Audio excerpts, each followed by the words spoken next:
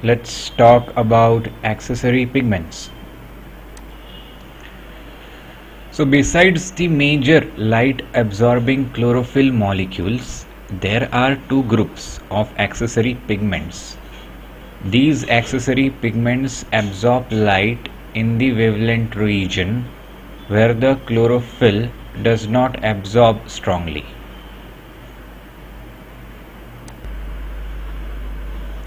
So there is a wavelength region in which the chlorophyll is not absorbing the light strongly. Okay, so in this wavelength region where the chlorophyll is not showing that much absorption, accessory pigments shows a strong absorption. Okay, in this wavelength region the accessory pigments absorbs strongly. So accessory pigments are of two types. Okay, carotenoid is the first type of accessory pigment, and then phycobilins are the second type of the accessory pigment. Now let's talk about carotenoids. These carotenoids are long chain conjugated hydrocarbons. Carotenoids contain the string of isoprene residues, and different carotenoids have different end groups.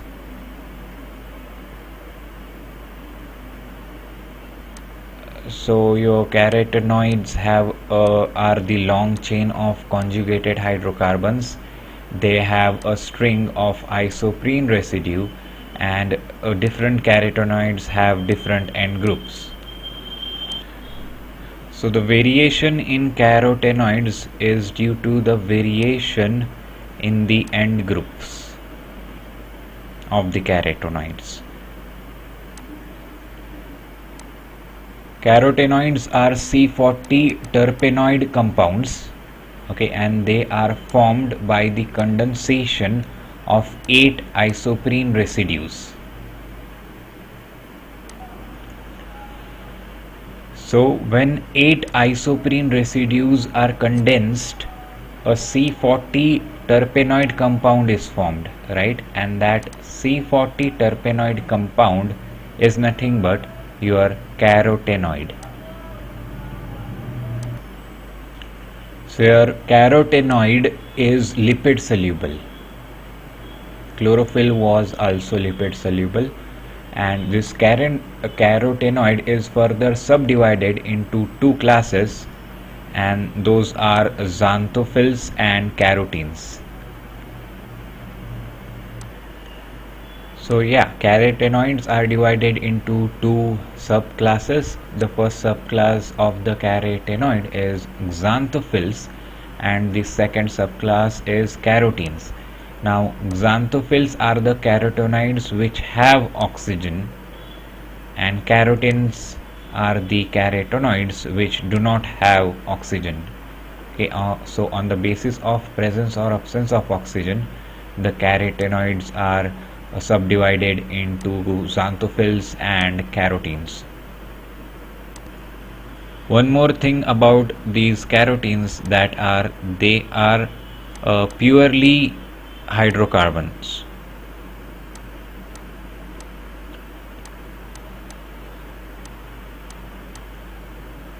Carotenes are purely hydrocarbons. The characteristics absorption spectrum of the carotenoids is 400 nanometer to 500 nanometer. Okay, that is the absorption spectrum of carotenoids, and this absorption spectrum of the carotenoids is the reason why the leaves in the autumn have yellow color.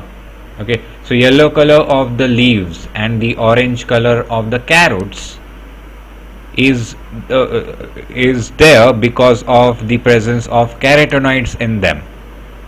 And why carotenoids is showing yellow color and orange color?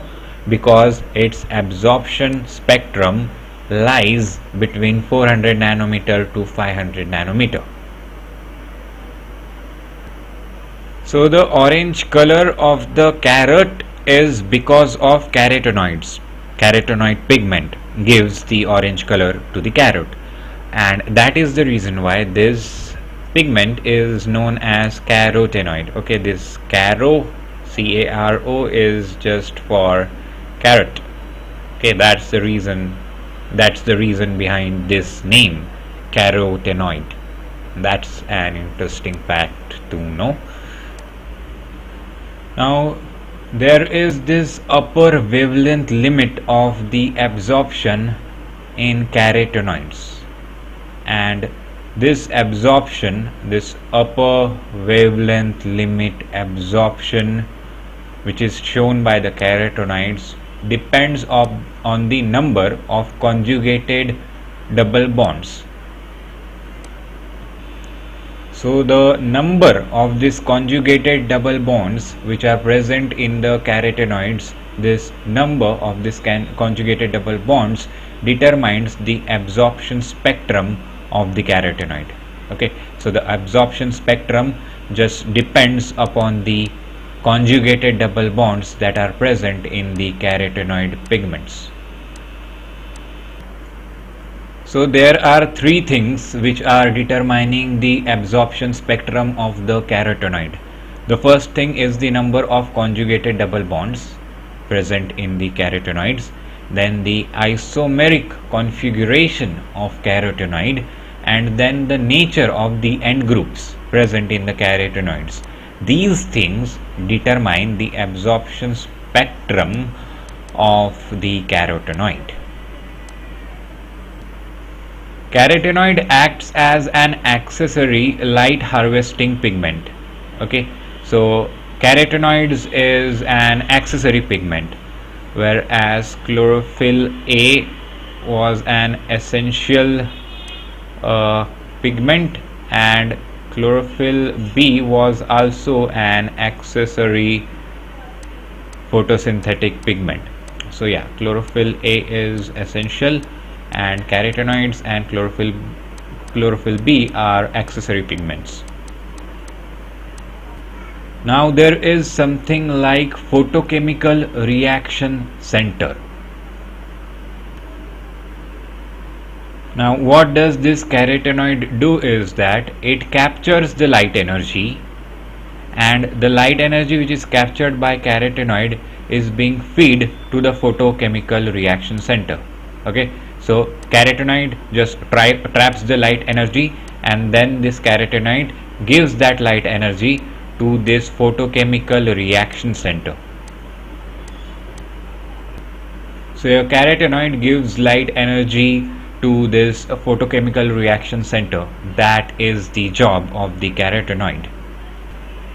The other role of the carotenoid is that it provides protection against the photooxidative damage. Okay, so photooxidative damage is kind of a problem, and the protection against this photooxidative damage is provided by carotenoid. So carotenoid has two functions. It gives light energy to the photochemical reaction center, and also it gives protection against the photooxidative damage. And this role of the carotenoid, that is providing protection against the photooxidative damage, is known as photoprotection. Photoprotection. So yeah, carotenoid is responsible for your photoprotection as well. So yeah, carotenoids just provides you photoprotection. Now while the carotenoid is providing you photoprotection, not you to the plants, carotenoid is acting as a quencher as well as a scavenger. So carotenoid acts as a quencher, and it also acts as a scavenger while providing photoprotection. Now we saw that carotenoid is giving you protection against the photooxidative damage. Now what is this photooxidative damage? from which carotenoid is protecting. The photooxidative damage is that when there is high light intensity, this high light intensity might damage the cellular components, and yes, high light intensity does damages the lipids, and this is not good for the cell, and this is the photooxidative damage against which carotenoid is giving protection. So this high light intensity which is damaging your cellular components, that is countered by carotenoids. So we just saw that the carotenoid is giving you the photoprotection. It is giving you protection against the photooxidative damage. Now, how does this photo protection mechanism works? Okay, now this photoprotection mechanism prevents the damage by removing the excess energy. Okay, so like this photoprotection removes the excess energy, and that is the reason why then high light intensity cannot damage the cellular components. Okay, so that is how the carotenoids gives protection against the photooxidative damage by removing the excess energy that came from the light. You know, when the energy is stored in the chlorophyll, it might be stored in the excited state, and if the chlorophyll is having the energy in the excited state, then that can cause your photooxidative damage. Okay, and that is dealt by rapidly dissipating this energy by excitation transfer or photochemical reaction.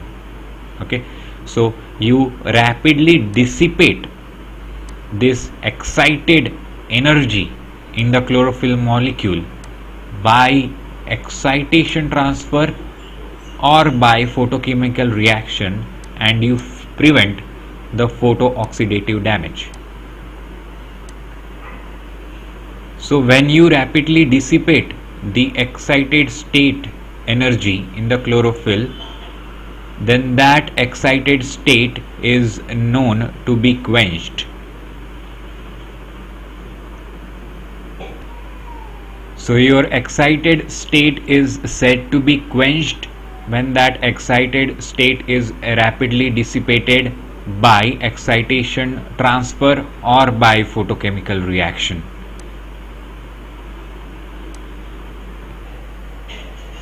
Now, what will happen if this excited state of the chlorophyll is not rapidly quenched by excitation transfer or by photochemical reaction? This excited state of chlorophyll will react with molecular oxygen, and when this excited state of the chlorophyll will react with molecular oxygen, it will form an excited state of oxygen. Okay, now this excited state of oxygen will damage the cellular component, and this is your photooxidative damage is all about. Okay, so it is necessary to quench the excited state of the chlorophyll to avoid the formation of this excited state of oxygen, which can damage the cellular component, and that is done by your carotenoid. Okay, carotenoid does the quenching of this excited state, and carotenoid is the reason why this excited state of oxygen does not form, and that is how the carotenoid prevents the damage to the cellular component. So when this excited state in the chlorophyll molecule reacts with oxygen, this reaction produces an excited state of oxygen. Now this excited state of oxygen is known as singlet oxygen. So this excited state can give rise to singlet oxygen. So this singlet oxygen is extremely reactive, and this singlet oxygen damages the cellular components. So your highlight intensity gives rise to the excited state in the chlorophyll molecule, and this excited state results in the formation of this singlet oxygen, and this singlet oxygen then damages the cellular components, and this whole thing is known as photooxidative damage, and this photooxidative damage is prevented by carotenoids. Now there is formation of photoproducts due to those excited states. Now this photoproducts can damage the D1 protein of the photosystem 2.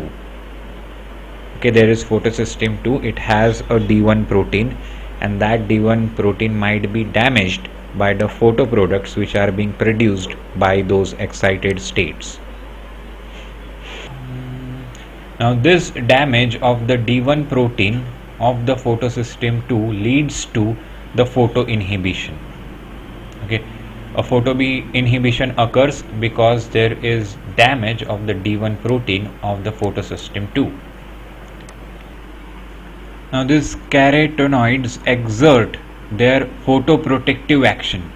Okay, carotenoids have that photoprotective action.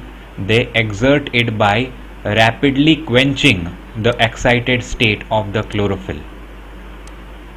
Okay, the excited state of the chlorophyll is rapidly quenched by carotenoids, and that is how they protect the cell against the photooxidative damage. Now when the carotenoids rapidly quench the excited state of the chlorophyll, there is formation of excited state in the carotenoids. Okay, there is formation of the excited state in the carotenoids, and why does this happen? Because the carotenoid rapidly quenched the excited state of the chlorophyll. So there is formation of this excited state in the carotenoids. Now the excited state of the carotenoids does not have the sufficient energy to form a singlet oxygen. Okay, the excited state of the carotenoids does not result in the formation of the singlet oxygen, and that is the reason why, due to the excited state of the carotenoids, there is no damage to the cell components. Okay, so the excited state of the carotenoids do not damage the cell components. So the excited state of the carotenoid don't have that sufficient energy to form singlet oxygen, and that excited state of the carotenoid decays back to its ground state, and it loses its energy in the form of heat. Okay, so the excited state of carotenoid does not form the singlet oxygen. It loses its energy as heat and decays back to ground state, and in this process there is no damage of the cellular component, and that is the reason why these carotenoids are good. So I told you, right, that the carotenoid acts as a quencher as well as scavenger, okay, for photoprotection. So here in this process, the carotenoid is acting as a quencher.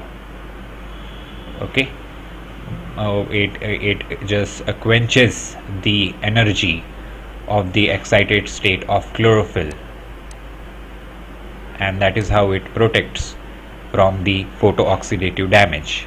So this all the mechanism, this mechanism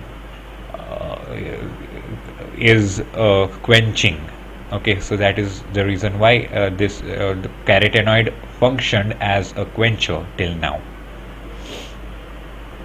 Now the question is, when does the carotenoid act as a scavenger to protect the cell against the photooxidative damage. Okay, when does carotenoid acts as a scavenger? That's the question.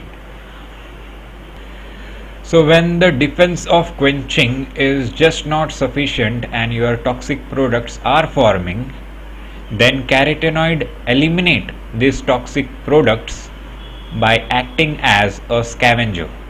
Okay, if the defense of quenching is not sufficient, then carotenoid act as a scavenger to eliminate the toxic products. So carotenoids act as a quencher as well as scavenger to protect against the photooxidative damage.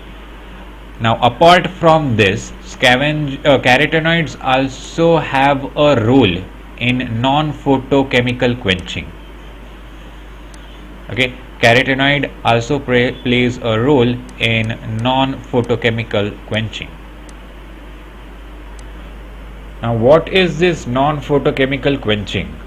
Okay, this non-photochemical quenching is the quenching of the excitation energy by a process other than photochemistry. Okay, so the photochemistry is not involved in non-photochemical quenching. Now what happens in non-photochemical quenching is that the chlorophyll which is in the excited state returns to the ground state by emitting energy as the heat. So your excited state of the chlorophyll comes to the ground state by just releasing the energy as heat. Okay, the energy is released as heat and the excited state comes to the ground state, and this is your non-photochemical quenching. That is how it is. So there are three xanthophylls that participate in the non-photochemical quenching, and as you should remember that the xanthophylls are just one of the type of the carotenoid. So that is the reason why carotenoid also participate in non-photochemical quenching. So the three xanthophylls which participate in the non-photochemical quenching are viola xanthin, then anthera xanthin, and then zea xanthin.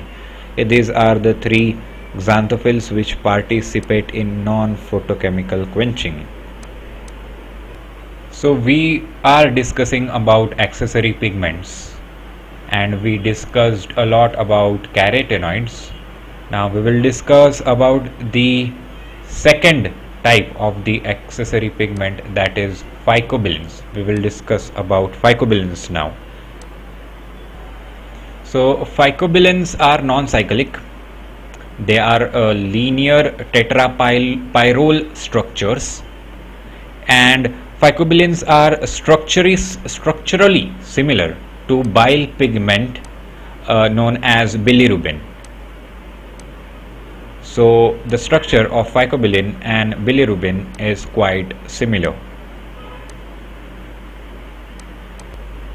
Chlorophylls are also composed of 4 pyrrole rings. But the thing is that the pyrrole rings in the chlorophyll are arranged in a ring, and at the center of that ring there is Mg2 plus ion. Okay, a ring contains Mg2 plus ion in the center in chlorophylls. So there are 3 important photosynthetic phycobilins that you should know. The first photosynthetic phycobilin is phycoerythrobilin, the second is phycocyanobacteria, and the third one is allophycocyanobacteria.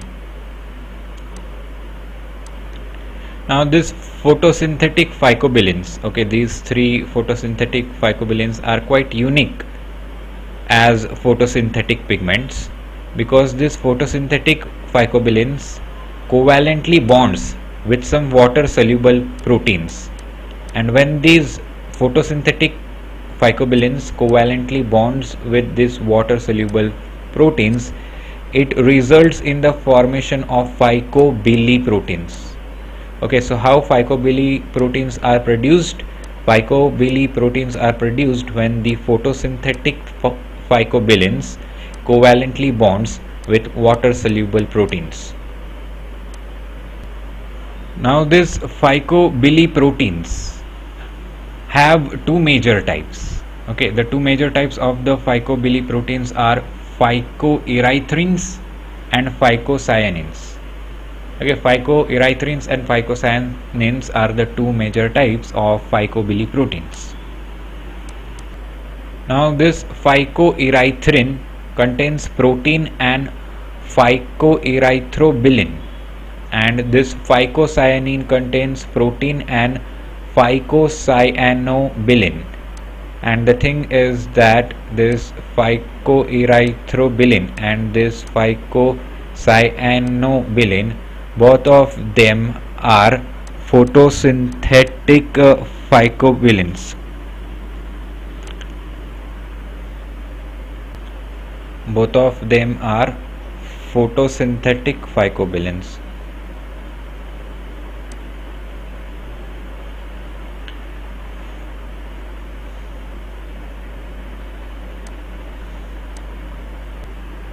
The thing is that all of the phycobiliproteins are water soluble, and due to this reason they cannot exist within the membrane.